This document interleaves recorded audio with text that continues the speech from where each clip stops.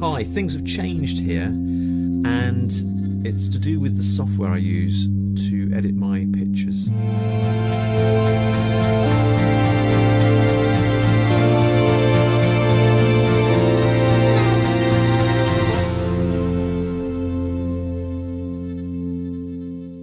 I've used Lightroom for ages, and I've also dabbled with On1 Photo Raw and Luminar 3, and they're all really cool pieces of software. But recently I decided to try Capture One Pro 12, which has been obviously around for ages, well, not in its various guises.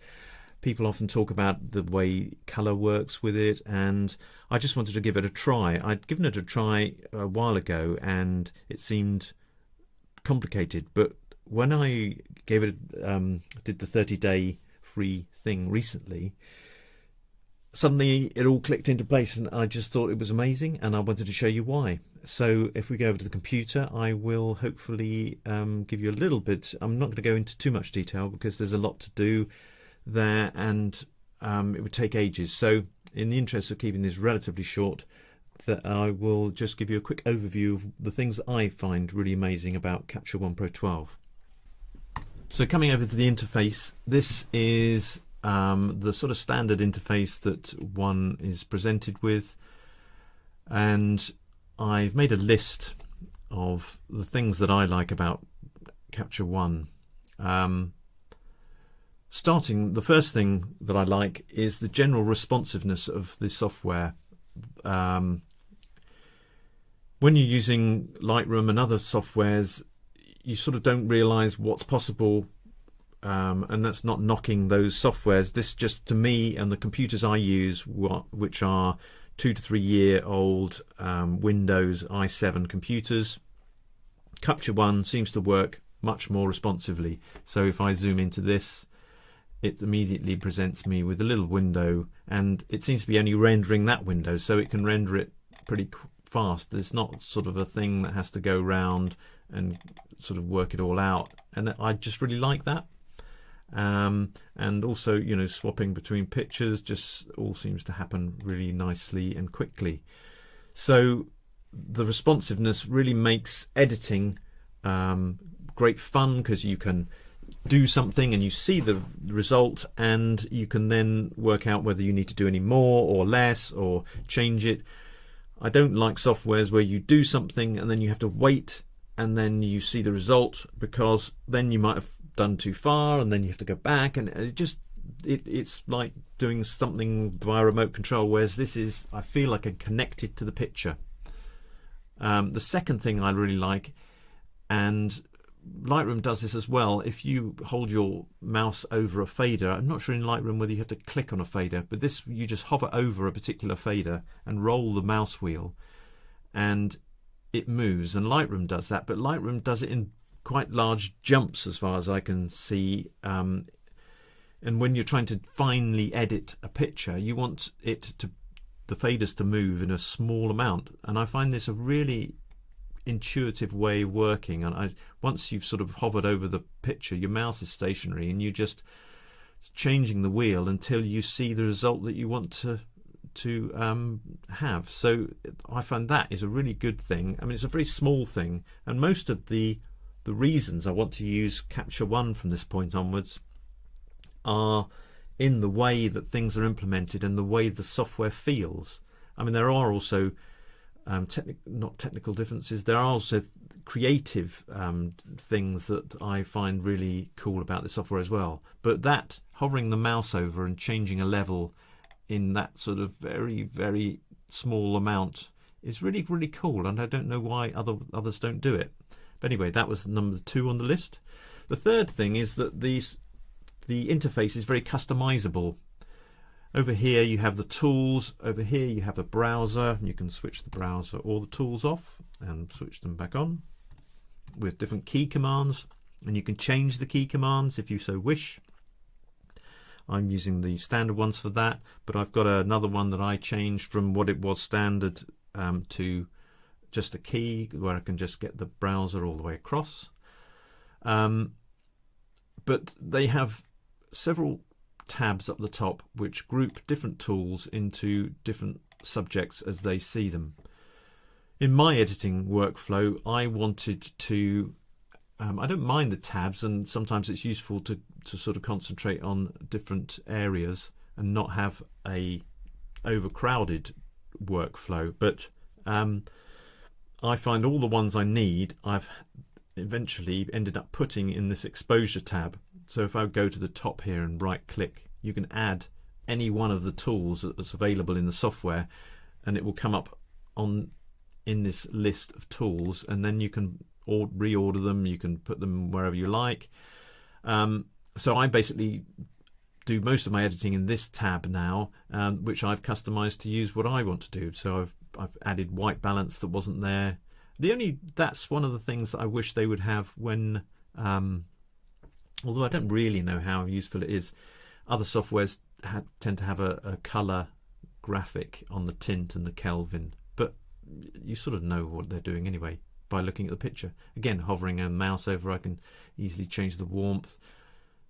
And yeah, so the customizable thing, and you can even save different work spaces for doing different jobs, which is really cool. If you had a specific job that you only wanted to deal with color, or you only had a certain job to do, you could have a workspace that was very simple and didn't have all of the other clutter, which would be really cool. So yeah, that customizability is really good. I really like the levels tool, and I find that very intuitive, the way it looks. Obviously this is a representation of the histogram here, and you can compress the bottom nodes are the ones that I use most. You can basically move that's your white point, and this is your black point, and this are the mids. So I can move my white point. At the moment there's nothing in the histogram really very much up there, so I can happily move this down knowing that I'm not going to clip anything. I mean, there are clipping warnings, but I don't tend to use them. I tend to use my eyes, and I just like the way that is very intuitive and looks like you can really understand what it's doing. Again, here we can move our blacks point closer to where the histogram meets the ground, and you know that you're dealing with a picture now that spreads between the whites and the blacks. If we reset that, you can actually raise that's the sort of other end of the thing, so you can actually raise the point at which the picture becomes black, hence making it brighter. Does that make sense? I don't know. Well, you know what I mean. And that will make it darker. But yeah, we don't do that. We do this. So I didn't say I understood everything. I just said that I liked it. Anyway, I really like that tool. It's been really powerful, and you can quickly dial in so much about how you want the picture to look just from those controls. Right, so the next one down on the list is the color balance, which is, it's just a really cool way of excuse me, of shaping the tones of your picture. Again, separated into shadows, midtones and highlights. This is a graphic showing all three wheels, and you've got those are the same things but separated out. But if you look at it here, because going back to the customizability, you can undock these things and you can make them bigger if you so wished. So if you had two monitors, you could, I've got two monitors here, but you won't be able to see that, but I can put that over there and have a really big representation of these things, or you can just slot it back into the thing. I mean, it's all just great the way that it sort of can adapt to how you feel on a particular day. Anyway, going back to this, so if we wanted to make the shadows slightly more blue, again, if I hover my mouse over here, that little wheel will go around. I can take it to the blue area, and then I could take the saturation of blues up, and then that would make the shadows more blue. You can see those appearing. You can of course grab this little circle in the middle and do all of that with one motion, but in terms of fine control, I like the fact that you can do it with the wheel here. And also on the shadows, we've got a luminosity bar, so I can actually take down the shadows using this control as well. So there's sort of lots of ways of doing things. So again, moving up to the midtones, we could brighten our midtones a little bit, and then we could warm them up a bit by taking this over to the sort of more oranges, although we've got probably quite a lot of orange in there. But I mean, not that that would be what I would want to do, but you can see it's incredibly powerful. I haven't really made many alterations to this, and we've already got quite a long way. If I alt click on the reset button, it shows me where we were and where we are now. And I just really enjoy this whole process. It seems much more creative than any other software I've used. The next cool thing is the color editor, and you probably heard a lot about this.